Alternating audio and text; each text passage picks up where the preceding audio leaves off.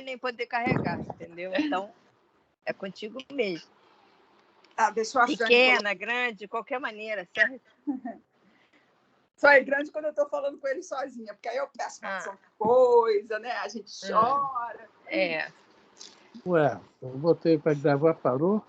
Não, tá gravando. Não, tá gravando. A Frânia de Loyola Melo está gravando a chamada. Já está minutos, falando minutos? Aqui não aparece isso, aqui só aparece isso, que você 1 está minuto gravando e a 12 chamada. segundos. No meu só Parou aparece aqui. que você está gravando. Tudo bem. 1 minuto e 12 segundos está gravando. Então vamos lá, gente. Senhor Jesus, te pedimos nesse momento a tua bênção para começar mais um estudo na noite de hoje. Ilumina todos que chegarem com as perguntas, ilumina a Frane com as respostas, nos ajuda a entender e colocar em prática os teus ensinamentos. Que a nossa fé e coragem aumente a cada dia com esses ensinamentos. Obrigado, Senhor Jesus, por essa oportunidade. Obrigado por nos dar tanto e pedir tão pouco, Senhor Jesus. Mais uma vez, te agradecemos e te pedimos, nos ilumine na noite de hoje. Graças a Deus. Que assim seja, Senhor. Graças a Deus. Boa noite, Sr. Roberto. Boa noite, Consuelo. Boa noite, seu Roberto. Boa noite. Boa noite. Viu, Consuelo? Pequena e ótima. Que forte aí. Seu Roberto já apareceu na hora. Tá vendo como a peça foi forte? O chamamento, digamos assim. Ajudou até a internet, que está horrível hoje. Tá vendo? Consuelo agora foi igual aqueles caras lá no Minarete que fica chamando por oração. Se eu começar a sair, pode dizer que pode ter certeza que eu vou tentar voltar, porque eu vai ficar pulando para lá, para cá. Pra lá. Mas eu vou voltar. Se cair, eu vou voltar. Vou tentar voltar. Tá bom. Bom, tá aí. Se eu ver que você está com dificuldade de voltar, eu te chamo. Tá legal. Hoje nós vamos estudar o Evangelho segundo o Espiritismo, né? Estamos no capítulo 11, no último item, né? No item 15, né? Isso. Então, vamos lá? Vamos lá. Então, hoje o estudo é o Evangelho segundo o Espiritismo. Nós estamos no capítulo 11, amar o próximo como a si mesmo. Hoje nós vamos ler o item 15, que diz assim: deve-se expor a vida por um malfeitor? Uma pergunta. Posso ir? Pode. Acha-se em perigo de morte um homem. Para o salvar, tem um outro que expor a vida. Sabe-se, porém, que aquele é um malfeitor e que, se escapar, poderá cometer novos crimes. Deve, não obstante, o segundo arriscar-se para o salvar? Olha que situação aí. Sim. Você pode salvá-lo ou pisar na mão dele. Você escolhe. Tô brincando aqui, tá, gente? Me lembrou a cena da novela que o garoto foi salvar o cara que é vilão. O cara pegou, puxou ele, deixou ele cair do penhasco e se salvou. Olha que eu não vejo a novela, mas isso aí eu vi porque eu estava na cozinha falando com o Nelsinho. Pois é, olha só, eu nem sabia que isso tinha acontecido na novela, né? Mas realmente uma coisa que nos deixa com muita dúvida, né? Mas é um pensamento assim nosso que nós só pensamos nas piores consequências. É aquela pergunta que você costuma fazer. O que faria Jesus? Não, isso aí. Nós só vamos pensar pelo lado pior da coisa. E o lado melhor? Que pensa como faria Jesus? Exatamente. Então, aí é que tá. É uma dúvida. É uma dúvida grande mesmo. Poxa, imaginou, tá lá o fulano de tal, um bandido perigosíssimo, com mais de 15 assassinatos, estupros, tal, e aí? E ainda para salvar, igual o caso da novela, ainda arrisca a vida. É uma situação difícil. Vamos ver o que é que os espíritos não respondem? Vamos. Questão muito grave é esta, e que naturalmente se pode apresentar ao espírito. Responderei na conformidade do meu adiantamento moral, pois o de que se trata é de saber se deve expor a vida, mesmo por um malfeitor. A pergunta realmente é essa aí. Devo expor minha vida por alguém? No próximo capítulo todo nós vamos falar sobre isso aí, sobre a questão do inimigo. Então, o malfeitor nós consideramos inimigo, tá? Porque nós já queremos que as coisas funcionem de uma outra forma. Né? É o inimigo da sociedade, digamos assim, que também se torna nosso. É uma questão muito complicada, né? E aí, tá em cima, tá falando, se pode apresentar ao espírito, é diferente. Não é ao homem. Essa pergunta é ao espírito, ao ser espiritual. Tá pegando ainda, não tá? É para pensar 200 milhões de vezes. Você pode repetir o que você falou, Frânio? Não, acho que voei agora. Como assim? Não é ao homem? Não, não está se perguntando ao homem. Está se Aqui perguntando no ao livro, ser não. espiritual. É o espírito. Porque... boa noite. Quer que eu leia de novo? Leia de novo, para o conselho pegar. Então, vou começar desde lá de cima. Tá. Acha-se em perigo de morte um homem. Para o salvar, tem um outro que expor a vida. Sabe-se, porém, que aquele é um malfeitor, que se escapar, poderá cometer novos crimes. Deve, não obstante, o segundo arriscar-se para o salvar? Responde o espírito, né? Questão muito grave é esta, e que naturalmente se pode apresentar ao espírito. Então, é isso aí que eu falei, Conselho.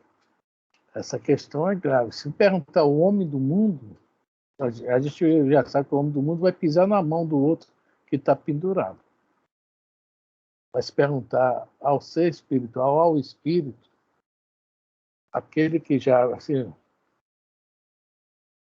uma história interessante que eu vi hoje, não tem muito a ver com isso, mas muito interessante, do Gandhi. Olha só, o Gandhi em Nova Delhi, caminhando na rua com aquele... sempre andava muito acompanhado, e de repente vem uma guarda inglesa e vê aquilo ali, acha que é um tumulto, se aproxima dele e o guarda, sem mais nem menos, dá-lhe um bofetão. Pá! Guarda forte, o Gandhi magrinho, o Gandhi caiu. Levantou, ele era adepto da não violência, não falou nada, se sacudiu, o guarda olhou para ele de novo, o quê? Uma outra bifa, outro bufetão. Gandhi caiu de novo. Levantou. O guarda fez menção de dar outra bufetada nele e falou: vem cá, o que é que te faz ser tão covarde? Porque o Gandhi, afinal de contas, estava querendo libertar a Índia e o Paquistão da Inglaterra. E a pergunta do guarda foi bem interessante, né? Quando ele fez essa pergunta, o que é que te faz ser tão covarde? O Gandhi olhou para o pescoço dele, apontou e falou: eu aprendi com esse que está nessa cruz pendurada em teu pescoço. Aprendi isto com esse aí. Deu para entender? Ele não era cristão, mas aprendeu com o Cristo que aquele guarda levava no pescoço pendurado. Eu achei muito interessante essa história, porque a gente se coloca, é espírita cristão, né? E lá vai um monte de rótulo. E de enfeite, às vezes. Então, essas perguntas que a gente vê aqui mexem muito conosco. Porque parece que o Cristo está pendurado num cordão no nosso pescoço, às vezes, né? A verdadeira resposta, não, seu Roberto, falou aí agora, o que é que o Cristo faria? Todos nós sabemos que o Cristo pode. E a pergunta, a primeira frase da pergunta não é uma pergunta, é uma afirmativa. Acha-se em perigo um homem. Para o salvar, o outro tem que expor a própria vida. Não está perguntando tem que expor, está dizendo que ele tem que expor a própria vida. Aí não está fazendo uma pergunta, ele está dizendo que o outro está afirmando. Né? Então, é isso aí que tem essa interpretação que tem que se dar conforme essa frase da resposta. É um negócio muito sério. Então, boa noite, Cláudia. Veja bem. Boa noite, Cláudia. Boa noite, Jorge.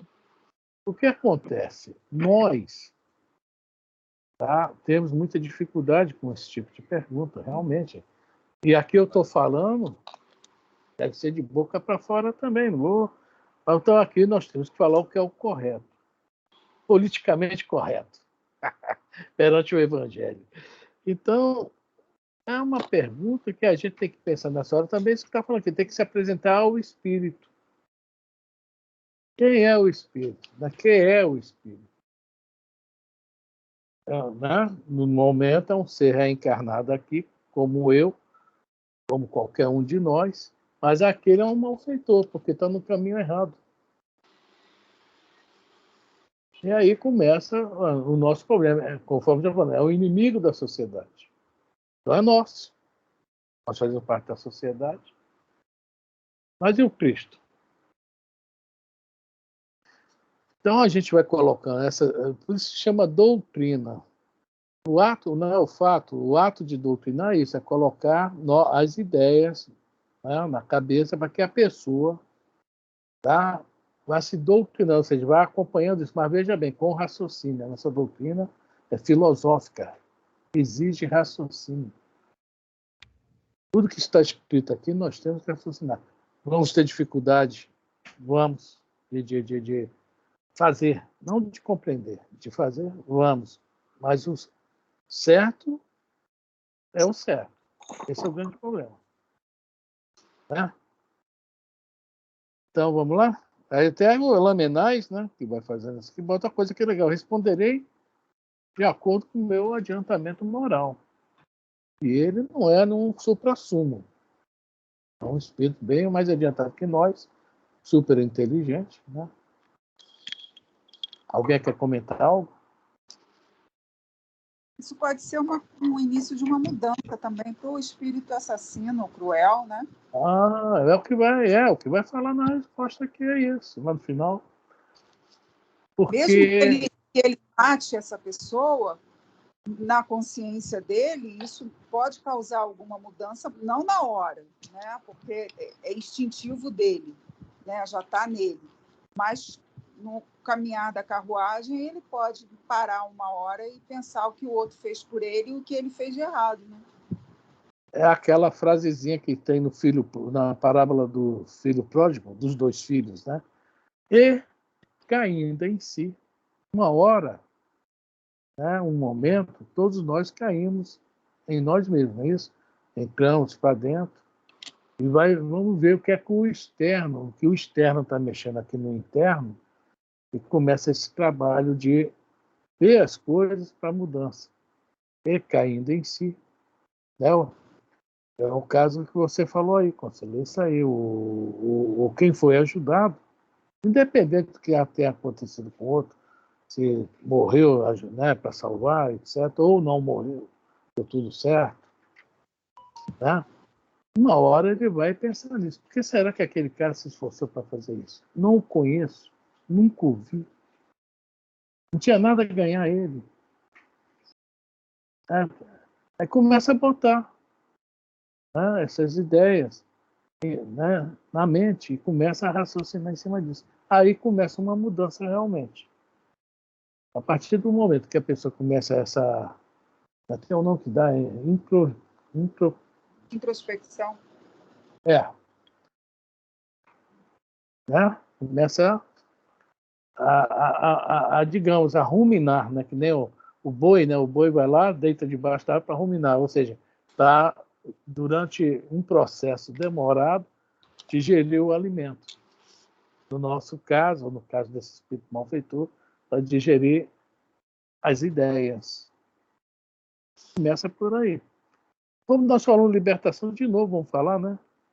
O Gregório começou a se enfadar daquilo que ele estava fazendo, né? Já estava perdendo assim a graça, foi onde a Matilde entrou. Então é isso aí, ele, né, caindo em si, ele começa a digerir. Começa a ver que estava realmente errado, estava perdendo o tempo dele. Se a gente for olhar isso, né, quantos espíritos amigos nossos já devem estar lá na frente, nós ficamos para trás. Basta ler a paginazinha daquele livro Ceareiros de Volta, né? Que fala que nós, os espíritos, na maioria dos casos, já fomos expulsos de planetas regenerados. Só gente boa, né? Somos expulsos de planetas regenerados, ou seja, nosso grupo espiritual, uma parte dele está lá na frente. Eles já fizeram esse processo de pensar e mudar, né? Nós estamos começando agora, digamos assim. A queda deve ter dolorido, tá muito, machucou muita gente, né? Aí nós, opa. Vamos lá? Alguém quer mais comentar alguma coisa? Então eu vou falar só para quem chegou agora. Nós estamos no Evangelho segundo o Espiritismo, no capítulo 11, amar ao próximo como a si mesmo, no item 15. Deve-se expor a vida por um malfeitor? Continua daí? Continua. Questão muito grave é esta, e que naturalmente se pode apresentar ao espírito. Responderei na conformidade do meu adiantamento moral, pois o de que se trata é de saber se se deve expor a vida, mesmo por um malfeitor. O devotamento é cego, socorre-se um inimigo. Deve-se, portanto, socorrer o inimigo da sociedade a um malfeitor, em suma. Então, veja bem o que está falando ali, né? O devotamento é cego. Devotamento a quê? As leis divinas. Só isso. Ele não, aquele realmente, né? O devotamento é cego, ou seja, já é devotado. Ele não está querendo, ele não vai classificar quem é que ele está salvando. Ele está salvando um irmão. É assim que ele vai pensar. Fala, já. Lembro de duas passagens. Hein? Duas passagens que eu lembro. Uma foi uma chuva muito torrencial aqui no Rio de Janeiro. E ali, a mamãe ainda estava internada lá no abrigo que tem ali antes da Praça Seca. Tem uma ruazinha ali, perto da Barão, uma rua ali, pela Santa Casa.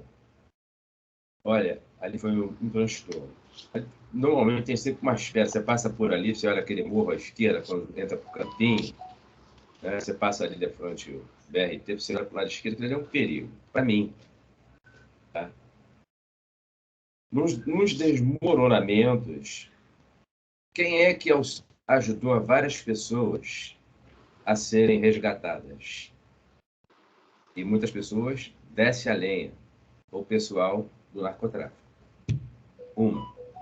Não estou exaltando-os de maneira alguma deles, isso é bônus, né?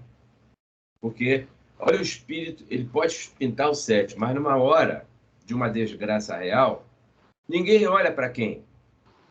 Uma outra aconteceu na Oliveira Bela. Sabe que ali enche. Então, alguém dentro do carro estava lá, vamos imaginar, era um senhor de idade, que não tem nada a ver. Alguém foi lá com um cabo de vassoura, o homem segurou que ele ia entrar por dentro, o carro entrou. Mas alguém deu o cabo, ele conseguiu sair antes do carro atravessar o bueiro. Porque ele ficou preso ali entre a Brás de Pina, que ali faz uma curva. Pois é. Então, é como ele coloca, questão grave, né? E ele coloca de conformidade com o adiantamento. Olha que não é um qualquer que está falando isso. Não é isso que ele cita? Do adiantamento moral. E fala que o devotamento é cego. Porque na hora do vamos ver, o teu ímpeto aquilo vem de dentro em querer ajudar. É isso aí. O devotamento é cego. É esse ímpeto. Essa palavra-chave que você custou a falar aí, que a Consuelo comentou, falou, é isso aí. Alguém mais quer comentar? Então vamos embora, Lisa.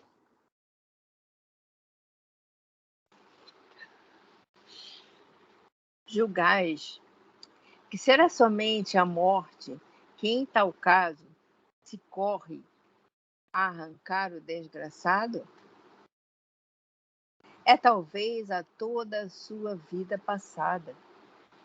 Imaginai com efeito que nos rápidos instantes que lhe arrebatam os derradeiros alentos da vida, o homem perdido volve ao seu passado, ou que antes este se ergue diante dele.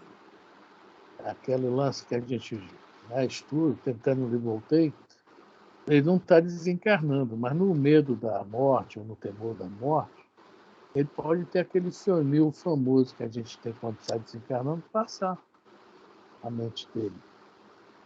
E ele vai ver que realmente o que ele fez, vai se lembrar de coisas, né? Por isso que eu falo, na hora de desencarnar, eu mesmo não vou pagar minha conta de luz, deixar faltar energia para não ver o funil. E mais para esse homem aqui, pode ser isso muito útil, esse filme aí. Aqueles milésimos de segundo. Né?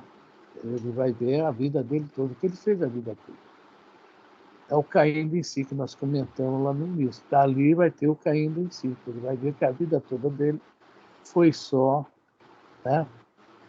Não houve aproveitamento. Não aproveitou nada. Só fez as coisas erradas, o mal, etc. Né? Então, olha só, tudo isso pode acontecer naquele momento. Vamos lá? A morte, quiçá, lhe chega cedo demais. A reencarnação poderá vir a ser-lhe terrível. Lançai-vos então, ó homens, lançai-vos todos vós a quem a ciência espírita esclareceu, lançai-vos, arrancai-o a sua condenação, e, talvez, esse homem, que teria morrido a blasfemar, se atirará nos vossos braços. Todavia, não tendes que indagar se o fará ou não. Socorrei-o, portanto, salvando-o. Obedeceis a essa voz do coração que vos diz: pode salvá-lo? Salva-o. Lamennais, Paris, 1862. Um monte de coisinha que o Lamennais coloca aí. Em primeiro lugar, se deixa ele morrer sem salvar, ele vai o quê? Morrer muito, muito assim, revoltado. Vai ser um problema desencarnado e um problema, conforme ele fala aqui, na próxima reencarnação dele também vai ser problema. Tá? Isso é uma coisa que ele fala, né? Aí fala depois, lançai-vos todos vós a que a ciência espírita esclareceu. Se nós vemos exemplos aí que o Jorge citou, de pessoas que não são esclarecidas, salvo os outros, nós que estamos esclarecidos temos a obrigação. Tá? E, olha só, esse um que teria morrido em blasfemar se atirará nos vossos braços. Pode ser não morra e pode ser que desencarne, mas vai desencarnar no sentido assim, como é que vamos falar assim, questão de autoestima, né? Puxa vida, alguém se preocupou comigo. Durante toda a minha vida, ninguém se preocupou comigo. Mas uma alma se preocupou comigo e vai ser grato. Eu que não encontro essa alma, mas ele vai ser grato, vai se lembrar sempre disso, vai marcá-lo, vai ajudá-lo, ou na continuar a vida que vai continuar, ou na próxima reencarnação. Então, uma coisinha à toa que mexe com muito, muito do que a gente conhece. É isso? Então, lá, não é para perguntar se fará, não é para fazer, que está falando aqui, né? Para fazer. É para obedecer à voz do coração, à voz do sentimento. O irmão, né? É o irmão. Devotamente às leis divinas, é cego. Diga, Jorge. Eu lembrei aqui, dois carros. Um carro aconteceu comigo, meu pai estava junto. Vou contar primeiro esse caso. No táxi, eu peguei um passageiro na Penha, 3. Da Penha para o Irajá, ali naquela rua que tem ali de Irajá para colégio, esqueci o nome. E ali hoje ali é um brisolão, uma escola. Barro Vermelho? É Barro Vermelho. Aí foi lá dentro, um ficou e veio um outro. Vamos lá para o Morro do Tuiuti. Eu falei assim, meu Deus. Um abraço. Vamos, Deus está no leme. Aí fomos. Aí entramos, subimos lá em cima. Aí um foi, desceu e foi lá. A moça eu conhecia, ela não me conhecia aqui no Grotão. Vibrações para nossa irmã Janete. Ela era envolvida nesse negócio. Coitada. Pois é. Então, eu era garoto pequeno, né? Ela não lembrava mais da gente. E eu já não estava morando aí. Aí eu dei a volta. Quando eu dei a volta, tinha 2 dentro do carro. Escurinho e um outro. Aí a polícia apareceu, o camburão. Aí o camburão parou e tal. Desce do carro. Aquele jeito. Aí tirou os rapazes. Aí me perguntou, de onde você veio? Eu vim lá de baixo. Paga ele. Eu falei assim, agora você desce aqui. Lá no Morro do Tuiuti é isso, né? É ladeira, mas é ladeira. Mas aqui, desce aí. O outro ficou para lá. A moral da história. Certo tempos depois, lá na Penha, meu pai ia operar no Hospital de Bom Sucesso, não tinha força nenhuma, a hérnia. Subimos o ônibus, aí o motorista, Sabará, o nome dele, ele entrou no carro correndo e porque mandou, tá atrasado. Eu pensei dele ter visto, ele não viu. Quando ele arrancou com o carro, meu pai despencou para cima de mim, eu não deu para segurar. Quem é que veio atrás e nos auxiliou? Esse, o escurinho, que eu não denunciei. Eu fiz as coisas automaticamente. Olha aí o amigo que às vezes você não quer ter, faz. Era o Sabará? Né? Sabará era o motorista. Tá. Sabará era o motorista, esse outro não. Tá. Eu não sei o nome dele, não. E aí ele disse assim, e aí, piloto, tá lembrando de mim? Tá no Tuiuti, muito obrigado, hein? Eu falei assim, meu pai quem é? Meu pai conhecia todo mundo ali. Aí ele olhou para ele conhecia o meu pai. Aí já era conhecido, Jair, né? E aí eu só faltei, eu não falei 1 a 1. Aí tudo bem, a vida que segue. A outra era CTI, para fechar rápido. CTI, às vezes o cidadão está lá naquele momento, aí o pessoal quer fechar, pagar tudo, para o camarada ir embora. É justamente naquele momento que o filminho está passando. Do cidadão começar a refletir, a pensar e tal. Só isso aí. É isso aí. Desculpa aí, Não, você falou uma coisa que eu sempre me pergunto. E o Schumacher, né? E o Schumacher? Bonita a Corina, a esposa dele, o que ela está fazendo, está mantendo ele, né? Acho muito legal. Bom, eu posso falar uma coisinha assim, em cima da história que o Jorge, em cima da história que o Jorge acabou de contar. Muito interessante essa história do Jorge, porque ela vem de encontro ao nosso pensamento diário, né, das coisas que a gente vê a televisão, né? Aqui na minha casa a televisão é mais importante até do que eu. Então, a gente vê a televisão e a gente acaba, mesmo não querendo, vendo coisas que a gente, né, agride a nossa mente, né? Porque a gente tem um conceito do que é o certo e do que é bom, que a gente já traz de muitos e muitos séculos. É aquela raiz forte que a gente está tentando cortar com dificuldade, porque a gente corta um pouquinho, ela cresce de novo. É tipo aquela amendoeira que quebra a calçada, é igualzinho. E o que mostrou aí nessa tua história, mesmo ela não sendo recente, né? Sendo de tempos posteriores, é que a gente tem que mudar esse conceito que a gente tem, que o cara é tudo de ruim, né? A gente tem que lembrar daquela coisa que nós fomos criados iguais, todos iguais, né? No começo nós não tínhamos essa ideia de bem e de mal que a gente criou hoje, né? Com os séculos nós fomos aprimorando esse jeito da gente ser e incutindo isso na cabeça das pessoas cada vez mais. Então o cara te foi um auxílio num momento de necessidade e você fez a tua parte que você naquele momento sentiu, o teu coração sentiu. É isso que eu tenho que fazer. Pego, vou me embora e não denuncio ninguém. Entendeu? Ninguém me fez mal, eu também não vou fazer mal a ninguém. Né? E eu, mesmo que tivesse feito, será que eu faria? Não sei, hoje não sei, nós estamos com a cabeça diferente. Mas é uma coisa que eu quero colocar, já vou terminar, é que a gente aproveite a história do Jorge para refletir profundamente sobre as ideias que a gente tem quando está vendo televisão. Né? Que é aquela vingança que a gente coloca no nosso olhar, pode se refletir amanhã numa situação parecida com essa do Jorge, né? Apesar das coisas hoje serem muito mais aceleradas, mas é para pensar. Isso aí.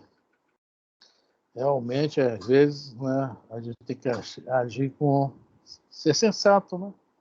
Não adianta querer comprar uma briga sem necessidade. Melhor ser sensato. E sempre fazendo um bem, sempre vem, né? Olha só, vem e retribui, né? É isso aí. Então, agora nós vamos para o capítulo 12. Né? Amai os vossos inimigos.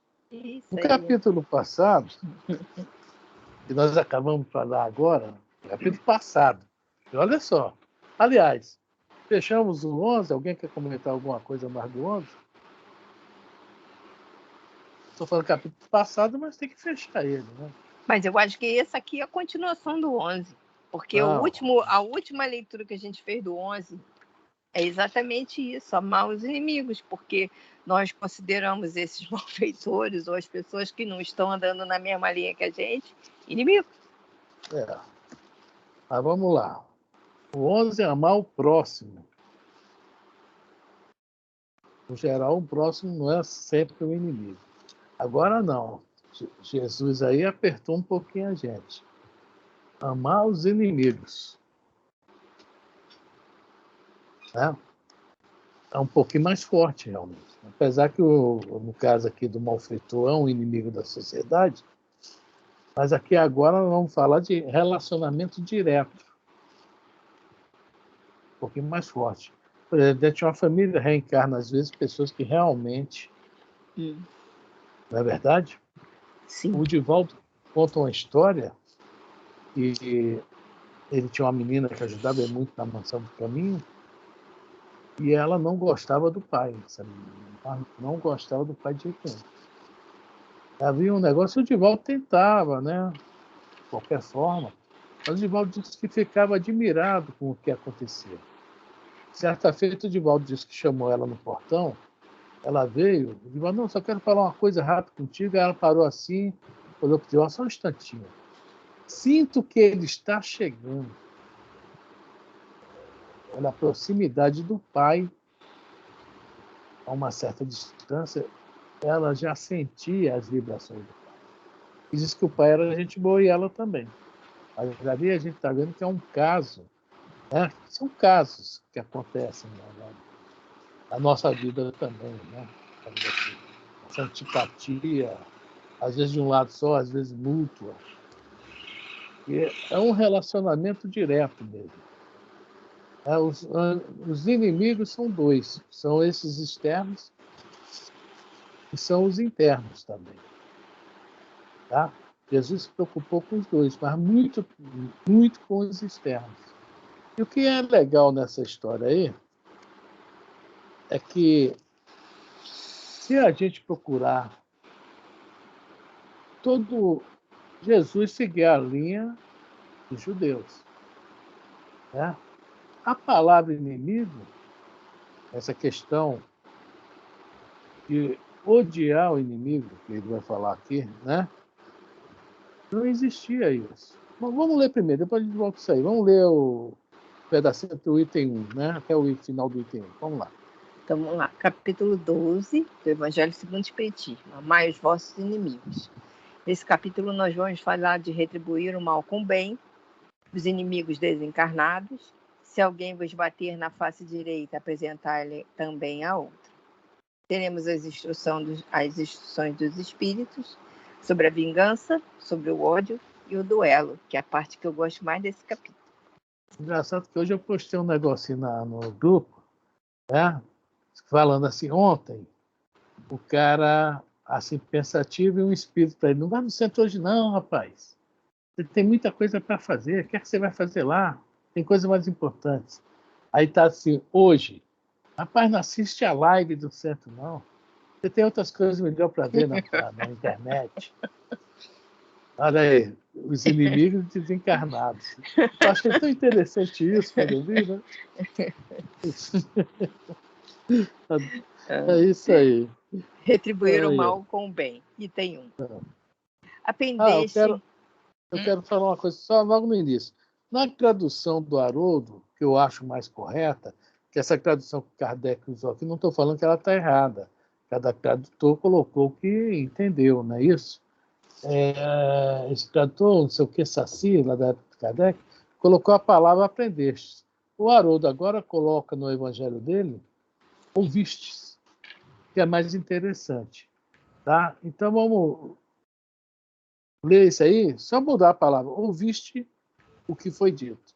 Tá, estou só colocando uma cola aqui. Isso. Depois nós vamos entender por quê. Tá. Então não está dando para entender o que eu escrevi, não, mas eu ouvi. Ouviu, né? Você ouviu direitinho, né? Tá muito todo mal mundo escrito. Escutou, todo mundo ouviu, né? Ouviste. Agora dá para ler. Pronto, agora está bem grande, dá para ler. Ouviste. Bom, ouviste que foi dito. Amareis o vosso próximo e odiareis os vossos inimigos. Eu, porém, vos digo: amai os vossos inimigos, fazei o bem aos que vos odeiam e orai pelo que vos persegue e calunia, a fim de serdes filhos do vosso Pai que está nos céus e que faz se levante o sol para os bons, para os maus, e que chova sobre os justos e os injustos. Tem uma perdida aqui. Continua? Porque se só amardes os que vos amam, qual será a vossa recompensa? Não procedem assim também os publicanos? Se apenas os vossos irmãos saudardes, que isso fazeis mais do que os outros. Não fazem outro tanto os pagãos? Mateus, capítulo 5, versículo de 43 a 47. Esse digo-vos também. Digo-vos que a vossa justiça... digo-vos que se a vossa justiça não for mais abundante que a dos escribas e dos fariseus, não entrareis no reino dos céus. Mateus, capítulo 5, versículo 20. Bom, tudo que Jesus está falando aqui tem a ver o quê? Com essa palavra inimigo. Retribuir o mal com o bem, né? Olha lá, amai os vossos inimigos, fazei bem ao que vos odeio, orai pelo que vos persegue e calunia. Quer dizer, tudo isso está dentro dessa, digamos assim, dessa colocação que Jesus, né? Jesus nos traz, o que nós devemos fazer. E eu estava estudando isso aqui e eu fiquei admirado de uma coisa. Eu não ia falar isso aqui porque Orlando, da onde saiu essa ideia do amareis o vosso próximo e odiareis o vosso inimigo? Da onde será que saiu essa ideia? Então, na tradução do Haroldo Dias, está escrito ouviste o que foi dito. Ouviste, a gente já parte para uma dica de onde saiu isso. Olha só. Ensinamento oral. Do Antigo Testamento, da tradição oral? A tradição, né, que fala, tradição oral, tradição não é isso? Oral que eu falei. Você falou, entendi tradição. Falei, tradição oral. Pois é. Então, isso era falado de geração a geração, não foi escrito. Então, os estudiosos procuram isso em tudo que é lugar e não conseguem encontrar.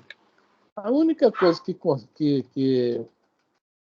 eles conseguiram ver, tá, de certa forma, foi na carta de Paulo.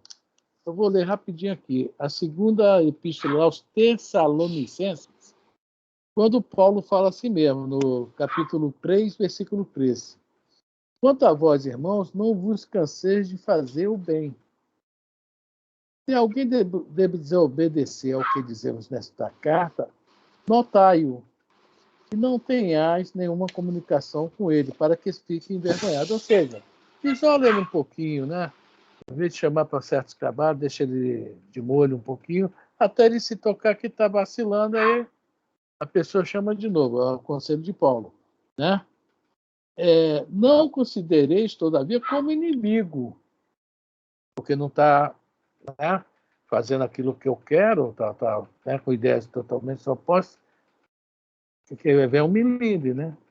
De os dois lados, um milindre de quem está no grupo fazendo um certo trabalho. Estou falando dentro de uma casa espírita, dentro de uma igreja, né?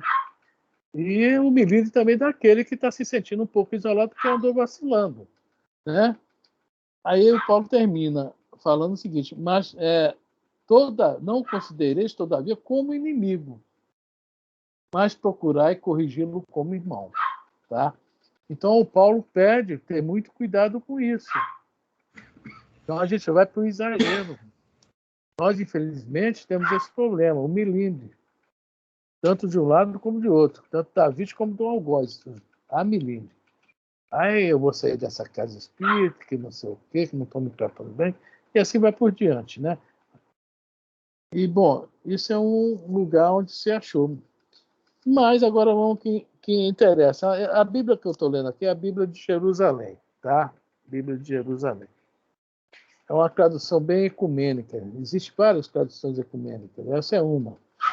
A Bíblia de Jerusalém. Tem a Bíblia do Peregrino, que é de um padre espanhol também bem ecumênica.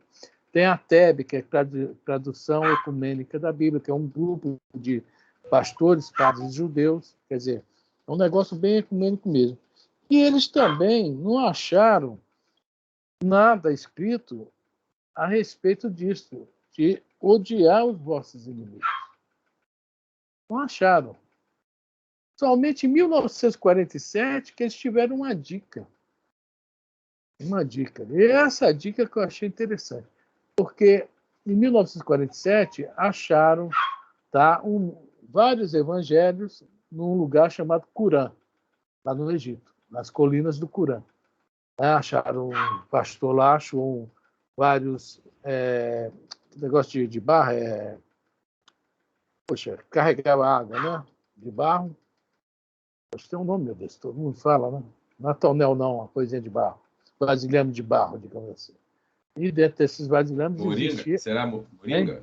Moringa, mas aquela aberta. Esqueci. Eu também esqueci, cara. Né? Então acharam vários negócios de barro, né?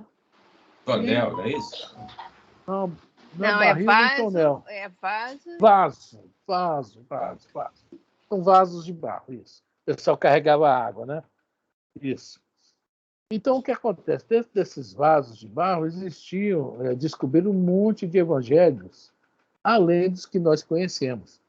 Que até então, só chegou à nossa mão uma meia dúzia de evangelhos, assim, antes disso. Que são os 4 evangelhos que nós conhecemos e alguns outros que o São Jerônimo não acatou na hora né, de traduzir e passar para a gente, né? Ele colocou de lado, né? E falou que só esses 4 que coincidiam muito, que eram os bons. Bom, mas também não teve outros para comprovar esses 4. Muito bem. Quando acharam esses manuscritos do Corão, tinha mais de 50 evangelhos, ou seja, 50 evangelhos que eu falo, não são 50 cópias.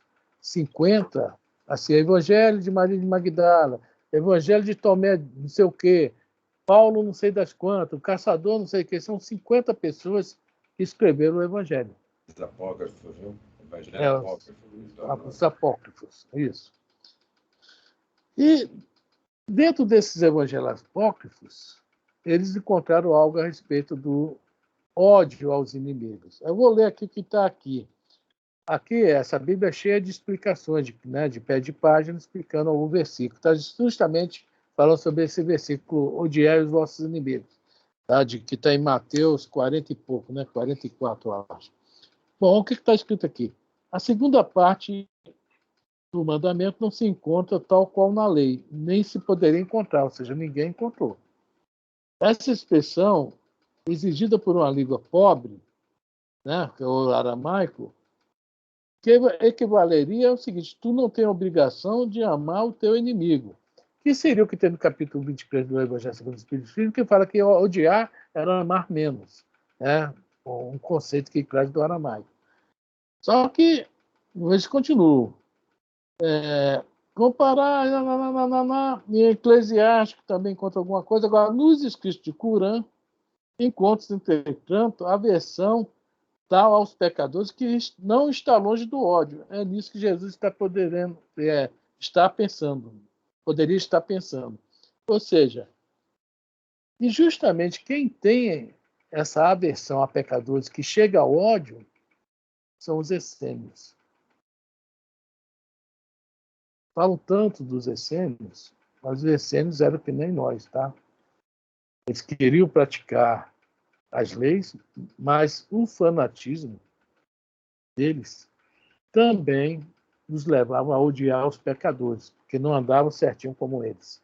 Eles achavam que estavam certos, mas se estavam com esse sentimento. Então, os estudiosos acham que Jesus também estava se referindo aí a esse grupo de fora. Não só os sacerdotes, fariseus, escribas, mas também aos essênios. E é interessante que eu vejo muita gente falar de boca cheia: Jesus, dos 12 aos 30, ficou entre os essênios para aprender. Pelo que a gente lê, não tem condições. Os essênios estavam precisando tanto quanto nós de informações melhores. Como é que eles iam passar essas informações? Então foi isso que eu achei muito interessante. Por isso que eu trouxe para vocês essa questão dos essênios. Em várias palestras, em várias casas espíritas, na internet a gente vê isso. Jesus, dos 12 anos aos 30, ficou com os essênios aprendendo. Então ele não aprendeu, foi um péssimo aluno. É o que a gente dá a entender. Boa, Fran.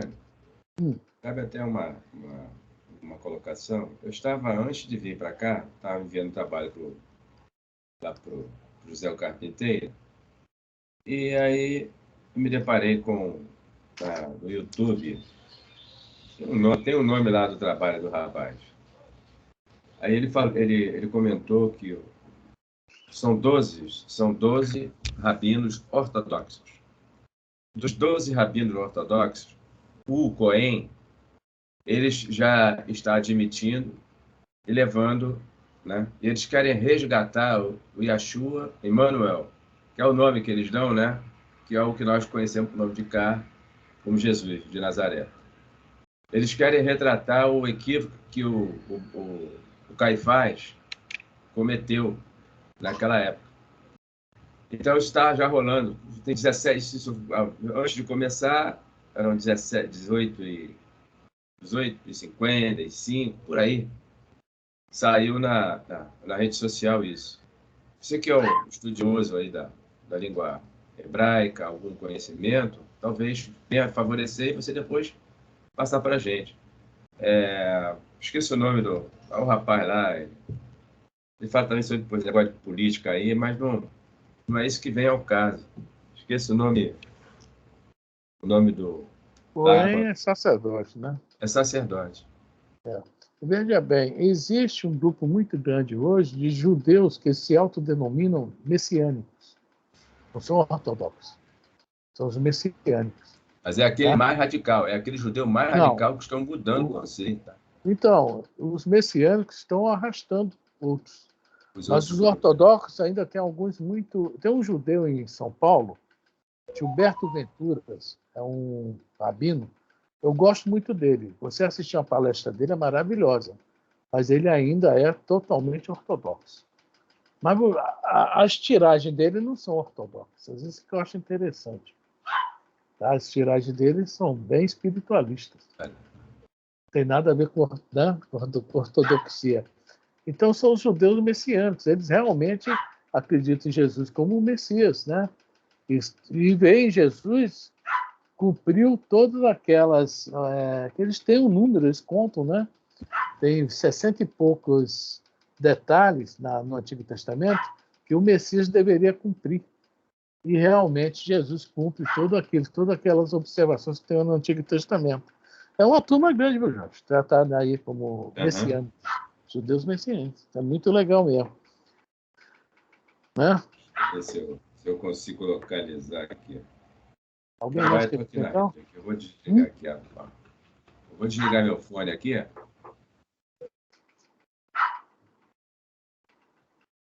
Alguém quer comentar mais alguma coisa aí? Todo mundo calado, Consuelo, Lourdinha, seu Roberto. Não tem. Eu, pelo menos, não estou vendo o que comentar. Eu tenho que ouvir e aprender. Eu não tenho o que comentar. O que você está trazendo são informações novas que eu desconheço e eu tenho que ouvir só. Eu poderia era perguntar, mas eu não tenho nada que perguntar, eu só estou ouvindo. Só.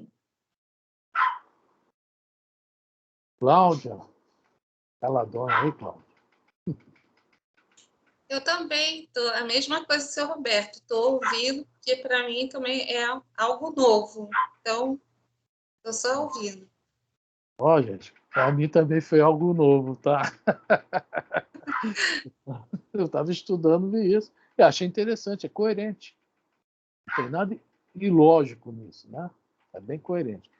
Bom, essa retribuiu o mal com o bem, né, que Jesus Agora, coloca... só uma perguntinha, aí. Isso que essas pessoas estão trazendo, você encontrou, o que é que vai mudar em nós, naqueles que estudam a Bíblia, o que é que vai mudar em nós o que está arraigado em nós? Essas coisas que a gente já conhece e está fixado em nós. Isso aí vai ajudar em quê? Bom, veja bem, são informações assim, não sei se são novas, não, mas são informações que vai nos tirar, por exemplo, essa ideia que eu falei aqui, que Jesus esteve, você já deve ter ouvido falar isso muitas vezes, né, Selma? Sim, claro. Né? Então a gente vai vendo que os essênios eram um grupo que tão necessitado como nós. Já muda aí uma coisa. Sim. Eles não eram aqueles bambambam que o pessoal costuma falar, não, era um grupo que se separou lá dos escribas e fariseus por ver muita coisa errada, mas que eles também, né, tinham o lado errado deles, principalmente essa aí de aversão a pecadores. Cultivavam o ódio a pecadores. Então, veja, vamos olhar para nós. Eu sou espírita. O fulano ali tem uma denominação religiosa, está ali para pegar dinheiro dos outros. Eu não gosto disso. Não estamos agindo como os essênios, de uma certa forma? Entendeu, senhor Roberto? O que é que vai mudar para nós? Mas isso, veja bem, tudo bem, a gente entende isso, eu estou entendendo isso. Mas isso não, acredito que isso vindo à tona com mais força, pouco vai modificar o que já está enraizado em nós.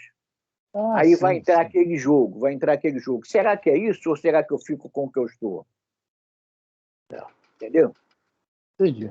Eu sigo isso, o novo, ou eu fico no que estou? Eu vou continuar no que estou para não me perder. É essas coisas que eu estou, sobre isso que eu estou perguntando. Não, tudo bem, né? Assim, eu não estou discutindo a validade, preste atenção, não estou discutindo a validade do teu estudo. Eu estou perguntando isso a ser passado para a humanidade vai causar uma dúvida e uma desconfiança. Será que é isso mesmo? Se já tem há tantos anos o que nós estamos seguindo, então é isso que eu estou procurando entender. Não, o que eu quis passar é isso aí, mostrar a questão do ódio, né? O ódio. Tudo bem, né? tudo bem. E até quem a gente achava que era o máximo, né? Não é. Todos necessitados. É isso aí que foi o que eu quis passar, né? Lógico que isso aí foi mais assim uma visão histórica do negócio, né? Como na época de Jesus também tinha esse negócio de da onde sai esse odiarei vossos inimigos, que no Antigo Testamento não tem. Muito ao contrário, Paulo, que era fariseu, em uma das suas cartas, tem essa consciência de falar, não considereis inimigo. Olha só como Paulo se preocupa com isso, e não criar essa palavra dentro de um lugar, de momento algum, né, inimigo. E Jesus também, né, foi bem... E outra coisa interessante, esse versículo aí, se não me engano é o 44, de amai os vossos inimigos, o Emmanuel tem 22 páginas. É o versículo que tem mais interpretação do Emmanuel. Exatamente. Isso aí eu já vi na internet que o Emmanuel tem uma vasta comunicação, tem uma quantidade enorme de ver isso aí de várias maneiras. Exatamente. O Emmanuel nos traz o que o Emmanuel nos traz com essas quantidade de coisas é fortalecer o nosso pensamento quanto a isso. Vale a pena continuar odiando os nossos inimigos ou vamos seguir por esse caminho do Emmanuel? É o caminho do Emmanuel. É o caminho do Emmanuel, claro, sem dúvida, isso aí não tem nem dúvida. É uma quantidade muito grande de orientações, de pensamentos que a gente deveria ter isso guardado para de vez em quando dar uma lidazinha. Inclusive, não vai dar mais tempo. Eu ia ler a página, né, Inimigos, né? Fica para a semana que vem. Essa página já é um sinal. Essa página já é um sinal. É o inimigo externo. É o inimigo que nós vivemos num mundo de relacionamentos. Nós vivemos num mundo de relacionamentos. É isso aí. E deve partir de nós, principalmente nós que estamos aqui nos preocupando em ser mais um seguidor de Jesus, não criar inimigos. Tá? Não fazer inimigos e não considerar, principalmente, ninguém inimigo. Isso tem que partir de nós mesmo. Né? É o que Jesus fala aqui, amai os vossos inimigos. Né? Fazer o bem o que vos odeia. Quer dizer, nós já temos que nos preocupar com isso aí. Com esses inimigos externos. O que nós consideramos como inimigo? Se aquele malfeitor, se aquele elemento que desvirtua sua conduta moral, se ele não fez nada a nós, para nós o tornarmos inimigo, por que nós vamos abraçar esse ranço de ele é meu inimigo? Se ele nunca fez nada para nós. É o que nós fazemos. O indivíduo não apontou um fósforo aceso para nós, muito menos uma pistola, e nós temos aquele indivíduo, por ele ser, né, desvirtuado da lei, como inimigo. Ele nunca fez nada para nós, nunca nos fez nada. Mas é esse pensamento que já vem do ranço dos essênios dentro da gente, né? Isso aí que a gente vem trazendo dentro de nós. É o que Jesus fala aqui, porque se amardes os que vos amam, qual será a vossa recompensa? Exatamente. Os essênios só se amavam. Eles se amavam entre eles. Mas nem aceitavam ninguém de outra comunidade junto a eles. Exatamente. E é isso aí, Alberto. E a gente continua com esse ranço. Exatamente, é isso aí. É por isso que vale a pena a gente fazer essa pesquisa do Emmanuel, imprimir e ter guardada. De vez em quando ele vai lá dar uma olhadinha. E nós vamos começando a entender que aquele indivíduo que está lá matando lá em cima do morro, ele nunca pensou, ele nunca apontou uma arma para mim. Então, ele não pode ser meu inimigo.